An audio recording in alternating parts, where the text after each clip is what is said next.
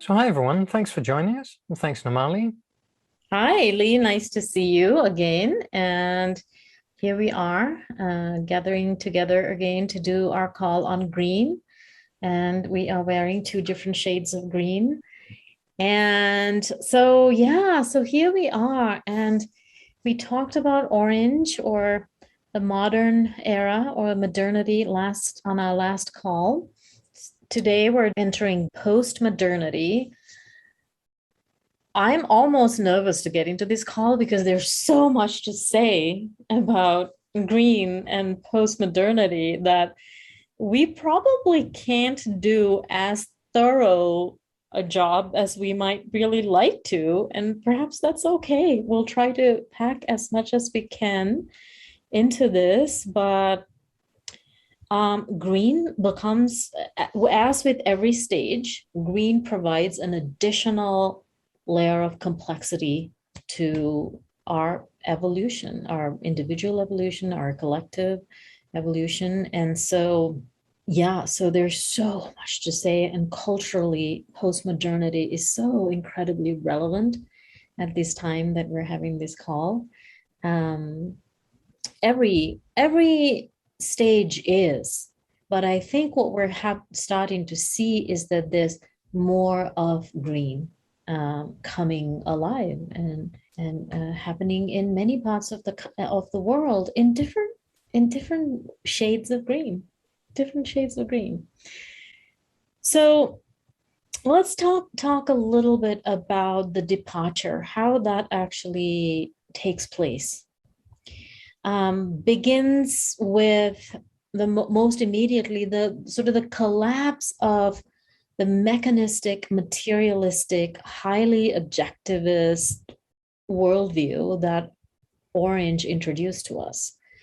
And that modern way of being, the modern era, really caused a lot of success and achievement, accomplishment for every imaginable field, like the sciences. Well, it's a scientific era, but you know how it impacted medicine, education, infrastructure, just anything really, just exponentially changed from the amber blue traditional God-fearing way of being or authority figure fearing conformist way to breaking loose, breaking the shackles off of that and finding freedom in expressing oneself and expressing what we want to achieve in this world. But also, green postmodernity emerges really as a collective breakaway from all of the previous five stages that came prior to that. The red warrior stage just seems too egocentric and too pre-modern, pre-rational. The amber stage just too rigid and hierarchical. Orange just too materialistic and mechanistic. And all of it actually causes maybe around the late parts of the 19th century, early parts of the 20th century, for a newer way of thought and being in the world to arise. And what does that look like? There are signs of postmodernity that go actually all the way back to even the Buddha and Jesus. So, I mean, the Buddha and Jesus in some ways were actually very green spiritual leaders. But most generally speaking, this was coming alive mostly at the beginning of the 20th century. So postmodernity arises out of a deep dissatisfaction in orange modernity that feels like it has quantified everything and all that it can. It has measured and counted everything and gathered, and it has accomplished its materialistic dreams. You've expressed yourself as much as you can, and you look around but you feel like there's a lot of wonderful wealth and accomplishment around you, But some parts of orange modernity begins to see that there are a lot who haven't climbed up this ladder of accomplishment. It basically begins to see that there's actually a lot of inequality, and there just isn't enough reasoning and scientific explanation that can answer some of the new realities that orange is seeing around them. There is a lot of corporate greed, and this corporate greed has destroyed the environment. And basically all of the pathologies of the modern era strike as too much materialism, it's too atomistic, it's too black and white in a certain way, similar to the way, in some ways, traditionalists told you that life is black and white. So the departure from orange begins, the departure from orange actually begins when one begins to feel that life has lost any meaning anymore. Like my life doesn't, I don't know what my life means anymore. Those are some of the earliest ways in which orange begins to feel or hit that wall of what modernity has afforded us. So modernity gave us the gift of separating subject from object, the interiors from the exteriors, but then it colonized the interiors, rendering the interiors useless in a certain way and lacking any value. The effects of what Wilber calls flatland. And this flatland and this gross reductionism, there's also subtle reductionism, but this reducing the interiors to the exteriors as it's just dopamine and whatever, just, or that it's just whatever is your interior is just atoms to molecules. There's no honoring of the interior. And that is one of the first things that late orange begins to feel into. We begin to feel into the deeper reaches of humanity and its suffering. Beyond, human rights, we begin to feel human rights and equality at orange, actually, but we kind of reach deeper into things like environment. The rivers and the air has rights. The ocean has rights, and animals have rights. Children have rights. The disenfranchised, the LGBTQIA, there are others outside of my money-making machine or my accomplishing self-expression. There are other things that I haven't been paying attention to. The rivers are drying and the trees are falling. Suddenly you can't see the mountains because there's a giant skyscraper that is being built in front of me. So these things begin to create a sense of guilt, actually. I think late orange begins to feel guilty that I haven't been paying attention to certain things. And I think, well, let me just stop there for a moment to see what you might like to add. Well, first of all, another great introduction, Mali. And we framed orange in the sense of winners and losers. And if we look at it that way, then there's a sense in which even if you win at the rat race, that's, I think Lily Tomlin, the actress, said that, you're still a rat. So there's a sense in which the game itself is seen at a certain level of development as being unethical in a certain way. So moving from orange to green, there's also a critique of the game, a critique of the structure of society, of the system that that produces winners and losers.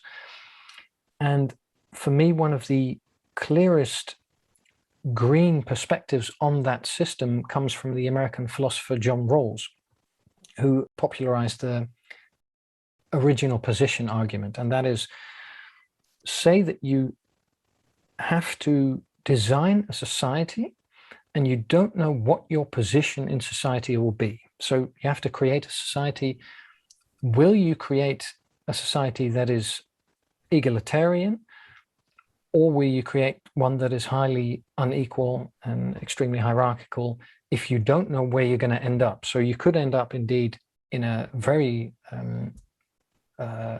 poor position, or you could end up in a very advantageous position, but you don't know which in advance. And the reasoning is that most people who are presented with that question will say, well, a more egalitarian society would be better, because then it doesn't matter where you end up in the society, your chances of improving your situation or your chances of living a good life will be relatively equal. Yeah, it is. It's actually, when you were talking about winners and losers, every stage hits a wall. And in some ways, I think orange hits a wall when it actually feels like I've lost. I've done all this to improve my life or my family's life, or I've done all of this. And then it hits the wall of loss, like really hard. And that's when actually that, maybe there's the more egalitarian view actually begins to arise, because I'm actually now aware of my interiors that are hurting in a way. And also feeling like if I'm hurting, perhaps there are others who are hurting as well. Let's also talk a little bit about the sort of the more kind of the philosophical underpinnings of how post-modernity comes into being. And I don't think we need to judge it as much this time as kind of whether it's good or bad. We'll get into the dignities and the disasters later, but some of this will kind of give us an introduction to what is great and what is not so great, and how these philosophical underpinnings creates that reality. For the red warrior stage, it's like truth is what I say it is. And for traditional amber blue, the truth is what the scriptures say, or what the higher authority says. And for orange modernity, truth is objective reality. Truth is what science says. And when that begins to fall apart, like for modernity, everything can be measured and quantified, and the world is a well-oiled machine. Post-modernity begins when one can kind of be skeptical about all of that. It's like, wait a minute, I don't want to be told what truth is, and it isn't. Post-modernity begins with a skepticism of what I have been told, what truth is. And it begins to feel like it doesn't look at it as every different stage is telling me what truth is, but green post-modernity arises out of feeling like there's a myth of the given, and I'm not buying into that anymore, because truth is socially constructed. Truth claims, or what was handed to us as certainty, can actually be deconstructed. I get to create what truth is. Truth is socially constructed, and what is socially constructed is really up to any part of that society or any culture. So there's no one truth. That's actually a really brilliant addition to evolution. It's actually really a brilliant insight that there's no one truth. Truth can be anything that one constructs it to be or deconstructs it to be. So everything that I've been told throughout history, objective reality, morality, ethics, truth, science, religion, the list goes on, all of it can be deconstructed. All of it is contextual. It means nothing is anything in and of itself without something to which it relates. So relativism, everything is relative. So if you negate that thing to which something relates, then what's left? Nothing. So there's no meaning per se. There's no purpose per se. There's no truth per se. In Buddhism, there is an idea that is actually quite green in this way called codependent origination, that everything that we consider to be real is actually dependent upon something to which it relates. So henceforth, the Buddhist concept of anatta, selfless, or that there's no self and there's no thing. So thus begins postmodern concepts that can go into nihilism, and nothing has meaning and nothing is necessarily good nor bad. Nothing is better than something else. So the flattening of hierarchies. And this is beautiful until it also becomes what I guess it was Ken who called it a perspectival madness. So let me just kind of stop there as well to see what you might want to add. Yes. Earlier you said that what orange does is it colonizes the interiors with objectivity. So it basically reduces the subjective world, our subjective realities, to the objective reality of atoms or of, I think you mentioned dopamine or other chemicals. Chemicals and hormones. And exactly.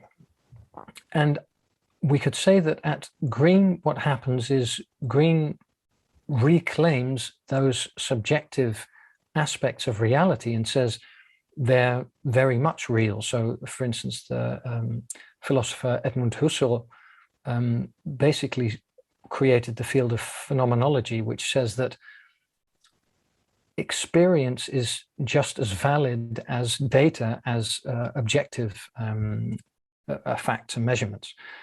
And then if you take that further, which green eventually does, is then green will colonize the objective aspects of life with the subjective perspective that there is no absolute truth and everything is relative. So then you get the situation where everyone has their own personal empirical facts and truths.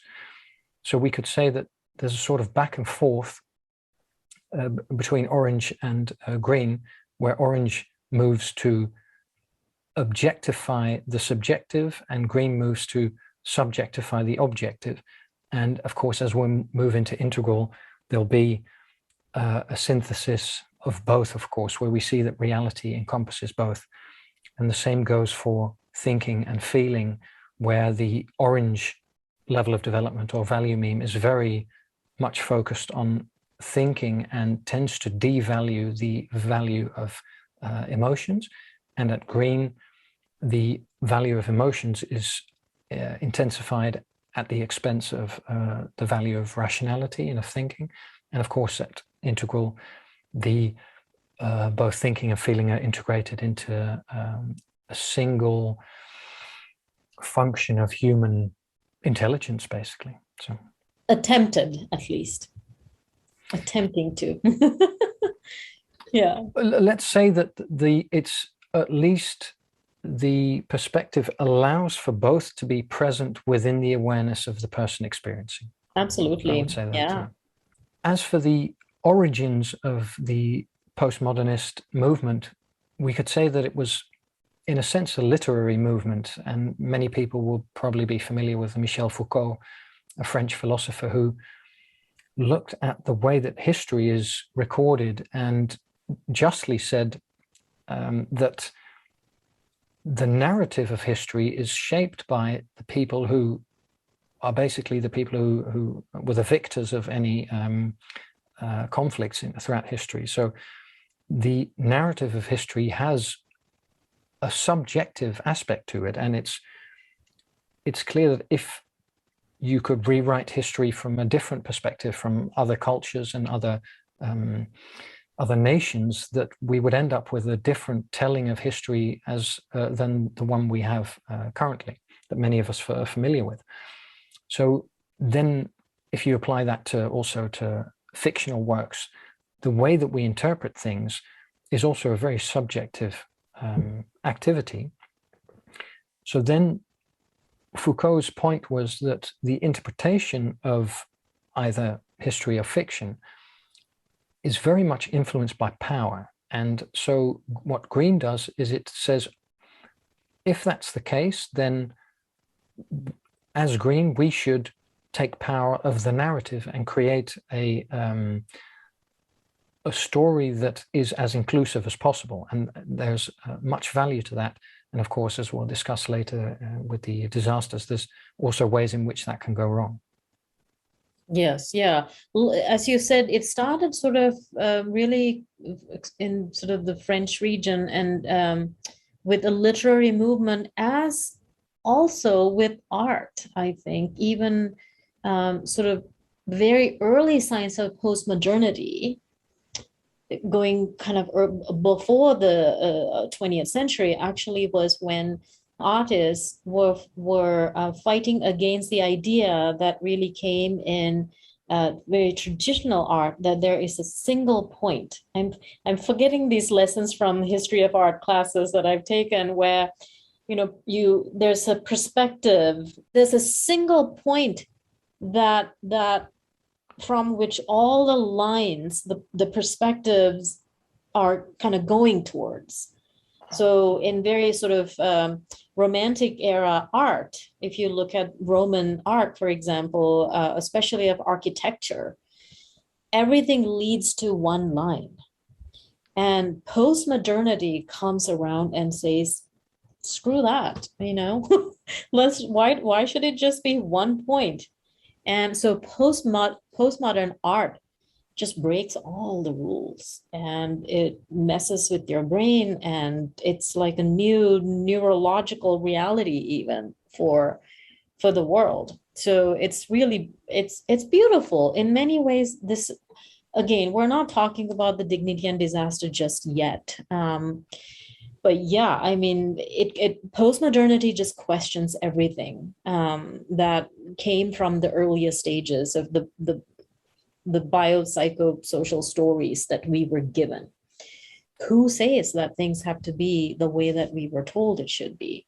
So postmodernity will soon discard the old ways of believing, and it will express its values through deconstructing all of that in art, in architecture, in academia, in public policy, and we'll probably give more examples later. I also want to touch on how the perennial philosophy gave us the greatness of being, moving from a body to mind to soul to spirit. Modernity came and broke that. So if you're familiar with integral philosophy, and if you're looking at the quadrants, the interior left-hand side quadrants and the exterior right-hand side quadrants, subjective reality and objective reality, modernity gave us that. Post-modernity comes and creates the horizontal line, which separates the individual and the collective. So that's also just an interesting way of looking at the quadrants through how some of these historical stages came into being. It isn't in traditionalism, and also modernity would say it's up to you to create your reality. If you're in trouble, you pick yourself up, pull yourself by your bootstraps, and move on with your life. Modernity comes and says, wait a minute, there is a collective context that allows for some individuals to progress and some to not. So that sort of the value, especially of the lower right quadrant, how systems can sometimes impact progress or the lack of it. Indeed. And if we look at the lower right quadrant of systems and structures and processes, then the philosopher Karl Marx, who of course critiqued capitalism very vehemently, basically says that everything is the result of processes in the lower right quadrant, so that people who have the modes of production in a society have the power to shape the society, and therefore that power is more or less all important. And interestingly, if we look at the work of Marx, and by the way, just a very short anecdote, that Karl Marx's mother said of Karl Marx, if only he had spent less time writing about capital and more time acquiring it. But anyway. But who's counting? Indeed. But if we look at Marx's work, then it's in the 19th century. And as you said, also that postmodernism and the green value meme and level of development arises within that period. And his ideas of anti-capitalism are quite green in the sense that it's a critiquing of the industrial age, where, of course, there's massive poverty and health issues, and workers are being exploited very nastily.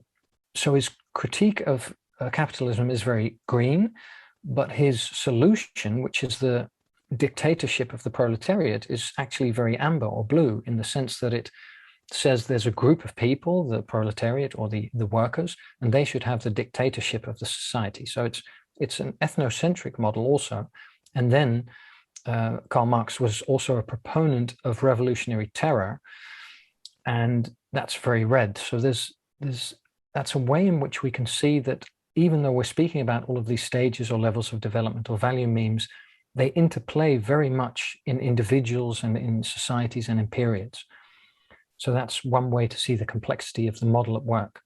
Yeah. It is right now, like sort of when we come to these stages of green, where we have access to so many other stages and so much of history that there's really no limit to how we can explore these stages through art and architecture and music and movie, film, and just really the arts are incredible to learn about the stages. So anyway, I think maybe, I guess, yeah, like if we really want to get into studying the emergence of literary thought and art and, all of that in post-modernity, I think we really need to get into like the deconstructionists, Jean-Francois Lyotard, Jacques Derrida, Michel Foucault, Frederick Jameson. And if you want to also see, I guess I'll just mention this now, although maybe I should mention it later. But anyway, if you want to really see critiques of green, you can pick up books by Ken Wilber.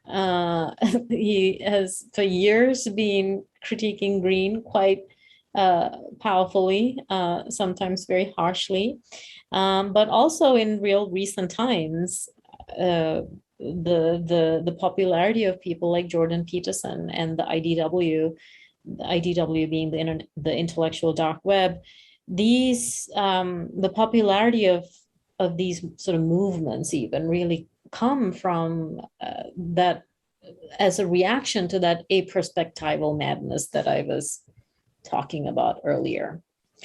So let's see. Green, by the way, also just a couple of little simple things that we've been talking about with all the other stages as well. With integral theory and in spiral dynamics, green is green. We don't change the color here. Ken Wilber didn't change the color. It's green. It is a return to a cool color. Orange was an extremely bright, expressive stage, and now we're in a cooler collectivist. And guess what? We are now back in a sacrifice self stage.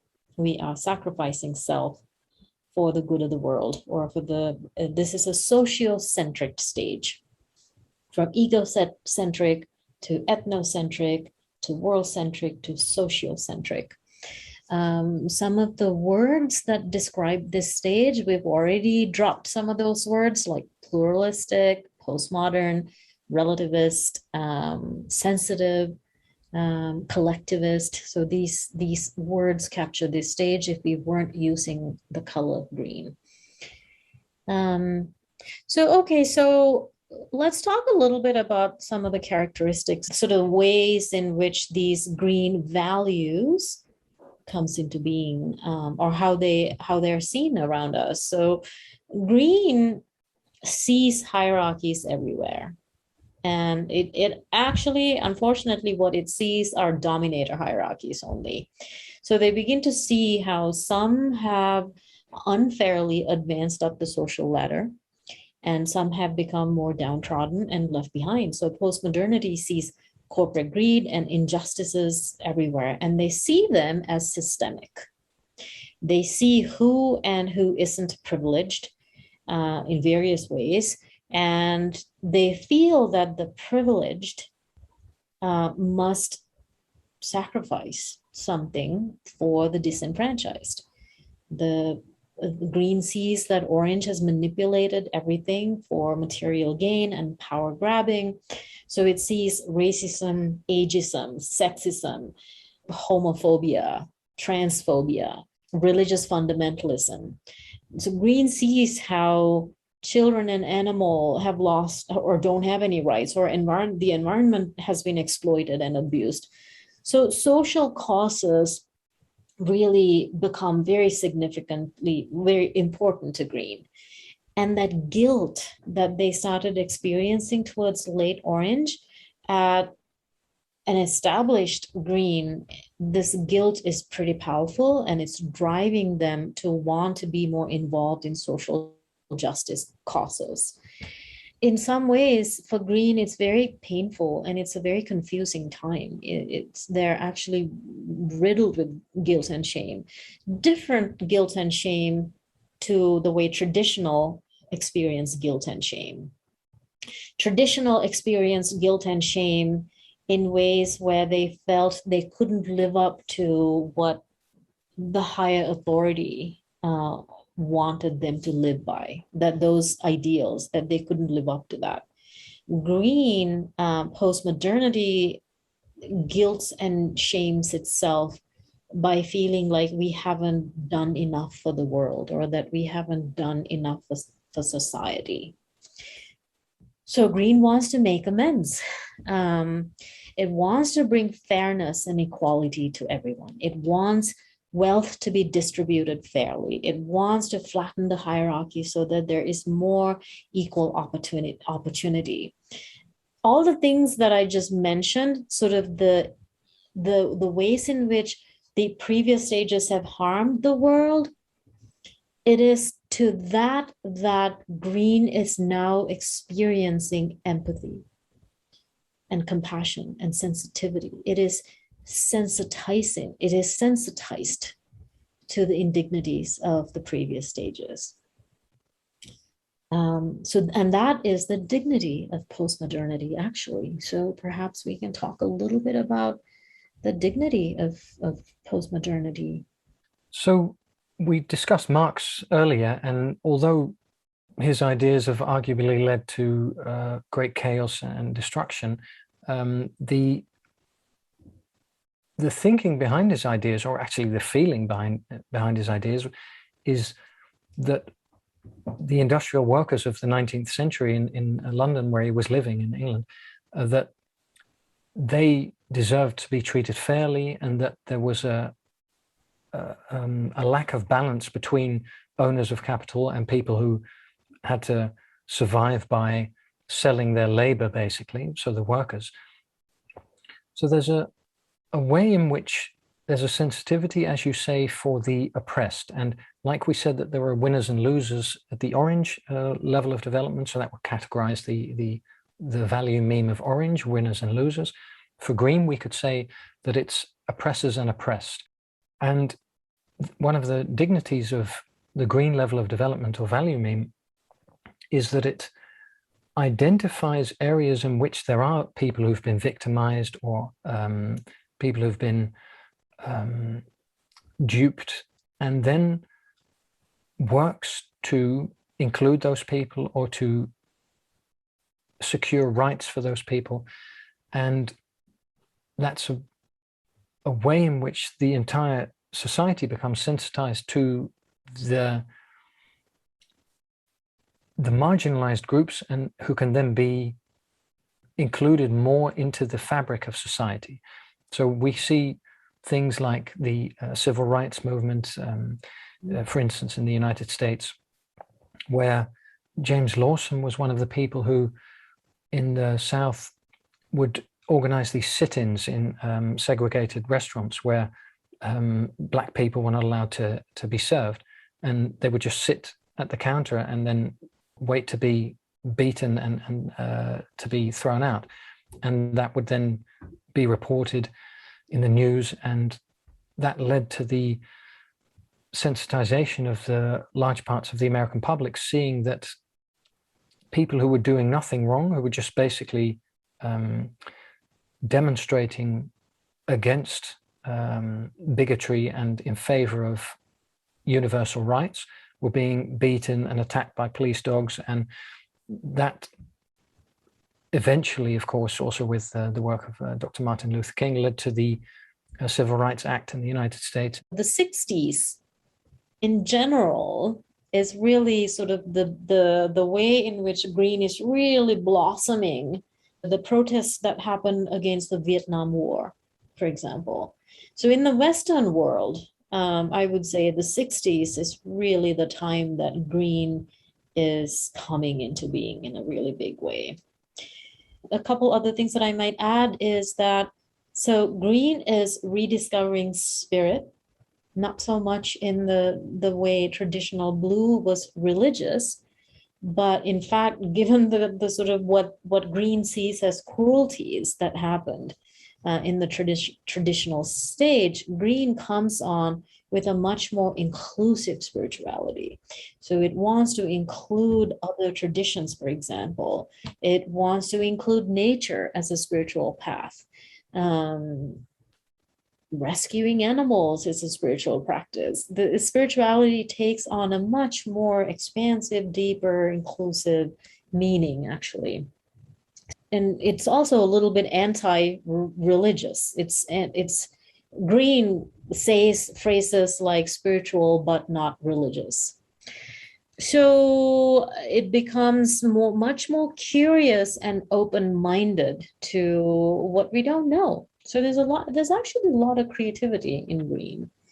The Western world would open its mind much more to Buddhism. It's looking towards the East, and yoga and Hinduism and Tai Chi, and these things are really coming into the Western world, and mindfulness meditation and Sufi dancing and kirtan, Hindu devotional chanting.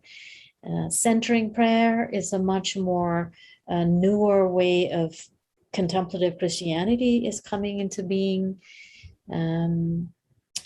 So there's an allowance for the feminine is much more allowed and expressed in a more exclusive way in green. What do I mean by the feminine? I guess it's not necessarily gender related. Feminine as in a much more in the moment way of being, more allowing, more relational way of being. Green wants peace, love, and harmony, and green wants to integrate into society those whose voices haven't been heard or left behind or have been drowned out. So they want to include all these voices and reach decisions by consensus. How can I include your voice and really listen to it and make decisions so that there's a win-win for all of us? And we'll get to how that is going to cause chaos as well. It values free speech, but now in green, there is a need to practice sensitivity. You can't just, just because of free speech, you can't just go blabbering anything and everything you want to. Now you have to be politically sensitive and politically correct. You don't say certain things, which in fact, interestingly, was also true for traditionalism. In traditional cultures also, you don't say certain things. That's wrong to say that. It's insensitive to say that. It's different in green somehow. It's, again, we already talked a little bit about how egalitarian and cooperative. Green is now is much more collaborative. Feelings are welcome even in the boardroom, which was sort of unheard of for traditionalism and even modernity. Vulnerability is welcome even in the boardroom, and weakness is not a fault. And there's a lot more sort of sexual freedom and also sensitivity in that, because blue disciplined sexuality and even sort of negated it, wronged it. So orange made it like everything goes, anything goes, and took the sensitivity out of sexuality, or rather green brings into sexuality sensitivity and intimacy and vulnerability and expression and exploration in that way. Safety, the psychological safety is a big green concept. So we're sort of leaving that awful flatland reductionism of modernity, and that feeling utterly isolated and lonely, which was the departure of orange. Green is all for community. Let's get together, and green thrives in community. Green is more self-reflective, possibly the most self-reflective stage through the whole spiral, or the first stage to be self-reflective. Feels guilty if it's adding to pollution, if they're wasting money, if they're wasting food, if they're not recycling, if they're driving a car that is adding to pollution. They're trying to get the solar panels on their houses, and and they feel guilty if they're not taking part in the social justice causes and movements. So these are some of the kind of the dignities of green. And certainly. yeah, I would also add that the professionalization of mental health care is also one of Green's dignities, where previously people were confined to mental institutions and were seen as defective human beings, basically, in earlier historical periods. yeah. But with the rise of Green, there's an attention to diversity, in a sense that Green is also willing to look at behavior that is different from the norm and to look on it favorably. So to say, okay, perhaps a person cannot function completely well within society as it is. That might not just say something about the person in question, but also about society. So perhaps in some cases, people have other talents that are highly sensitive, and Green is willing to look at people and to give them the benefit of the doubt and to allocate resources to people who can't participate in society as well as, let's say, average people. So, for instance, in the Netherlands, where I live, we have social democracy, and many people who have difficulty participating in society are supported in various ways, financially, but also through various forms of therapeutic interventions and social support structures and things like that. So I would say that, at least from my experience, that living in a society with a lot of green is quite comfortable, regardless of where you are hierarchically in life, so in the social hierarchy. So that's one of the things that I very much personally appreciate about the green level of development, is how it tries to help everyone to at least be able to live in a way that is dignified. Yeah, absolutely. You said something about sort of the allowance for multiple realities in a certain way. It also actually reminds me of, like, when we speak about the AQUAL, the integral map, we talked about all four quadrants and multiple lines of intelligences, the different lines of development, different stages of development, different states of being, different typologies, personality types, in a way. And that idea is actually a really postmodern idea, that We want to include all of that. We want to honor all of that. We want to explore all of that. So maybe I'll just throw around some of these sort of stereotypical things that we talk about when we speak about the green stage. So hippies, we almost always have to talk about, or throw out the word hippies and flower power when we talk about the 60s and this wonderful green way of being. All sort of new age communities and their crystal beads and treatments and such. 20th century philosophy. And now we can talk about the woke community. Much of academia in the US, for sure, is quite a bit hijacked by green. Lots of medical institutions also. Even the US military has certain aspects of green really showing up in them. In the universities, it's really the humanities departments, but also hijacking some of the science departments as well. Music festivals and some isms, more isms like humanism, liberalism, multiculturalism, feminism, earth goddesses and Mother Earth, democratic socialists, pride festivals, open-mindedness, sort of concepts like, freedom to explore sexuality or medicines, psychedelics.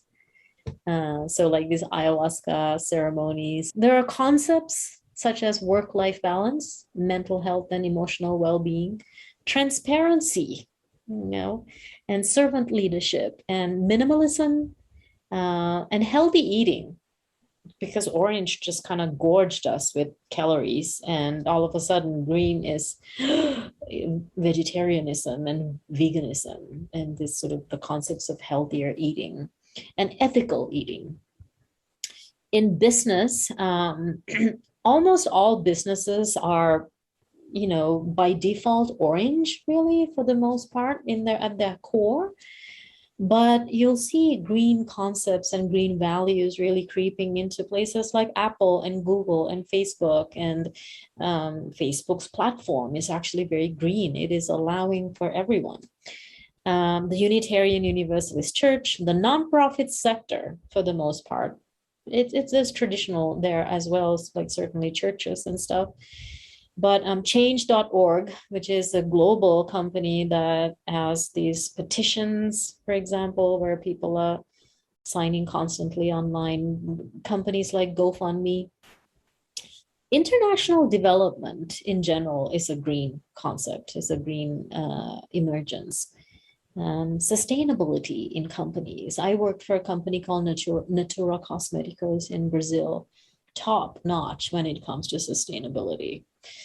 Farmers markets and non-GMO products and fair trade. Starbucks, I guess, is a green company. And then there are movements we can talk about, social justice movements like Occupy Wall Street, Black Lives Matter, #MeToo, Extinction Rebellion, Greenpeace, PETA, slow fashion, which is really fashion is an orange movement that is sort of the mass production of fashion is one of the biggest environmental destructors. So slow fashion is a green movement. Ethical tourism or ecotourism, green tourism, homeschooling, progressive political movements. So I can think of people like Alexandria Ocasio-Cortez in the US, Bernie Sanders. There's people like that really exemplify this stage. Doctors Without Borders, the beatniks of the 1960s, Jack Kerouac and people. In the US, very, very generally speaking here, Democrats tend to fall somewhere along orange to greenish, and Republicans very generally speaking, tend to fall somewhere around blue amber traditional and orange modern. The Green Party is very sort of the hyper progressive green. Yeah, so yeah, some of those sort of quintessential stereotypical green ideas. What do you think? Let me add one thing actually. Okay.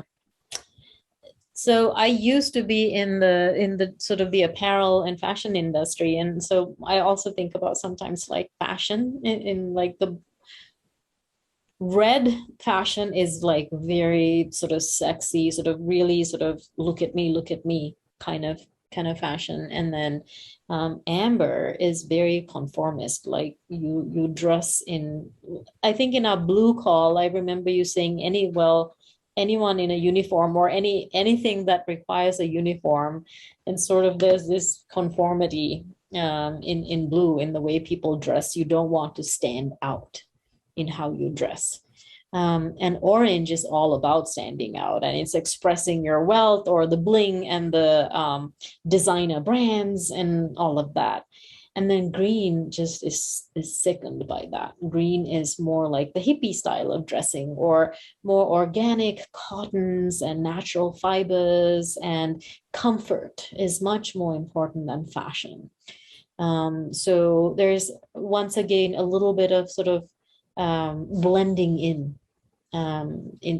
the green fashion. You don't really want to stand out. If you do want to stand out, you stand out with your fashion really making an expression about your values and what you know your values really.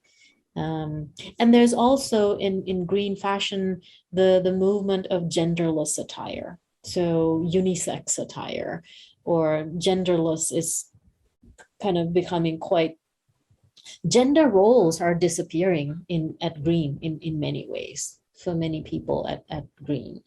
So also one other thing is just like locations, like where I live and where you live, where in very sort of mostly postmodern green places. Like I live in Boulder, Colorado in the US. It's a lot of orange here as well, but there's a lot of green here. And in the US, I can think of other cities like Asheville, North Carolina, Seattle, Washington, Portland, Oregon, San Francisco, Austin, Texas, Massachusetts. Yeah, and much of, I guess, Western and Northern Europe. So yeah, those are just some stereotypical ideas around the green meme. And so let's maybe move into the disaster of green, because that's really, really real as well. So one of the ways to understand the disasters of green is by basically exaggerating the benefits or the dignities of green. So one of the things you said is that there's a beauty in abandoning the idea that there is an absolute truth, because one of the things postmodernists rightly said was that the grand narratives of the 20th century, for instance, that of communism, of fascism, and all sorts of other isms, produced enormous amounts of suffering and enormous amounts of dead people. So we already said during the last call that World War I resulted in 20 million dead, and World War II in 75 million dead approximately.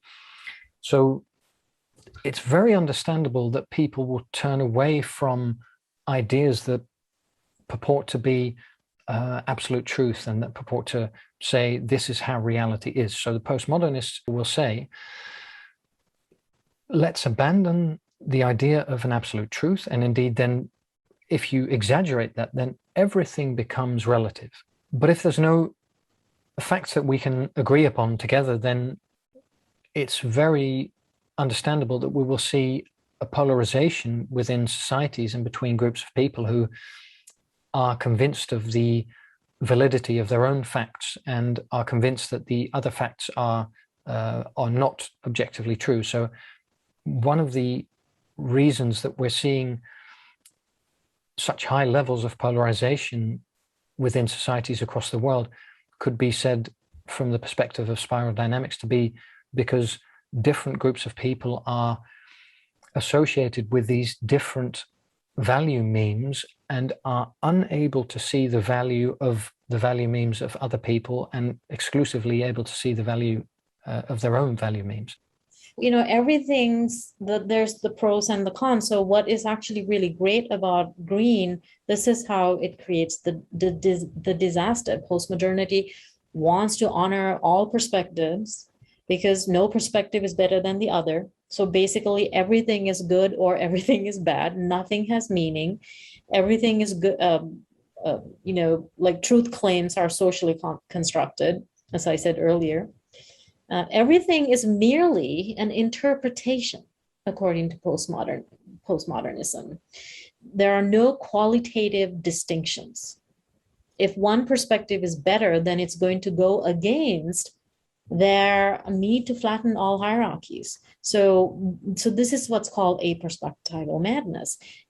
There's a kind of paralysis of meaning making. There's a crisis of this is like the meaning crisis that John Vervaeke sometimes talks about.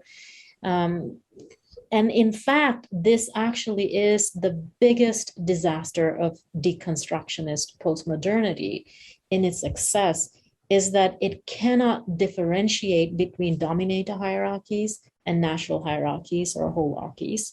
So it claims that all hierarchies are bad, and it claims that that is the most evolved or best perspective, failing to see that that in itself is a hierarchical statement. So you're kind of chopping your feet off in a way. And just kind of real quickly, we just have only a very few minutes, but so it's tolerant. Green is tolerant of everyone except for those who don't think like them. Political correctness gone crazy. So it can get really mean and nasty towards someone who might make a mistake with saying something that is politically incorrect. You get your gender pronoun wrong, or just someone who doesn't understand gender pronouns can be brutally sort of treated really poorly. And it can go round and round in circles because it is so hell-bent on hearing everybody's voices that it can't make any decisions. So they can fall into groupthink and mob mentality. And that can go into being really rude and entitled, and there's a lot of hysteria. And interestingly, green is also very conflict averse because they want to be very in harmony with everybody and everything. So they're afraid to challenge you sometimes. And there is there's a strong disconnection with that strong masculine energy in many ways. So lots of contradictions in green for sure. And I think one of the saddest things in green for me is that there's no humor in green. Green just ultimately gets so serious, and you can't say the wrong thing that, you know, you can't, there's no like innocent flirting anymore. It's, you know, really frowned upon, and there's nothing funny. There's nothing funny anymore.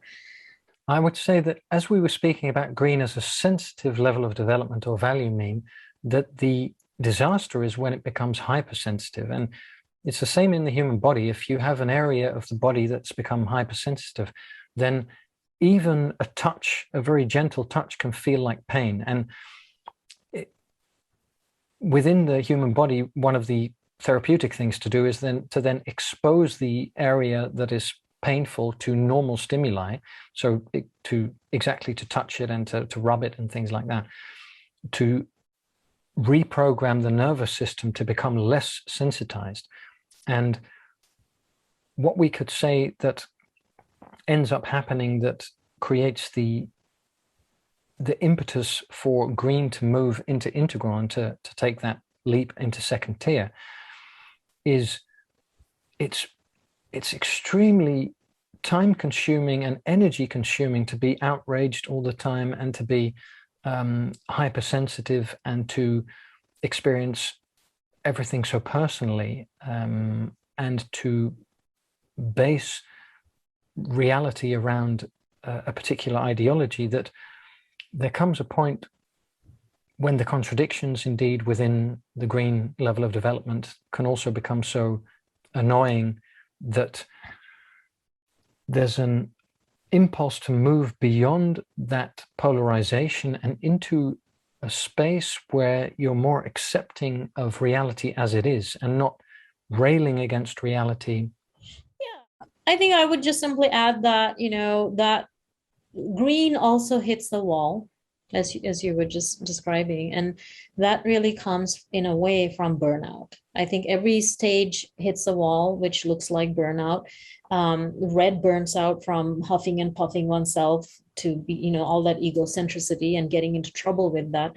Blue burns out from sacrificing oneself so much for your church or your community and the ideals of, God or something bigger than you. Orange burns out from working 100 hours an hour of a week and just no energy, and you are depressed ultimately. And green burns out from fighting for causes. It's very difficult for people in sort of, I can imagine how there are already people, leaders of the Black Lives Movement, for example, have left because it is exhausting. It is exhausting and there is no end to it. There's some feeling like all this is like there's a zero-sum effect to it. Green also begins to see its sort of the disaster of going round and round in circles, asking for everyone's opinions and getting nothing accomplished. So its own ideological superiority begins to become a little bit more of a felt experience for green, at which point they see that madness is untenable. So perhaps we can talk a little bit more about sort of how this transition happens on our next call on yellow. Just real quickly, I might also add green. If you listen to songs like Beatles, All We Need Is Love, and Imagine, and Alicia Keys' We Are Here, and Michael Jackson's Heal the World. And there's a lot of green in art. And Emma Lazarus, who wrote the sonnet, which is carved into the Statue of Liberty, that says, "Give me your tired, your poor, your huddled masses, yearning to breathe free, the wretched refuse of your teeming shore. Send these, the homeless tempest, tossed to me. I lift my lamp beside the golden door." That's a very, very green ideal. So thank you, Green, and thank you, Lee. Thanks, Namali, and thanks everyone for watching.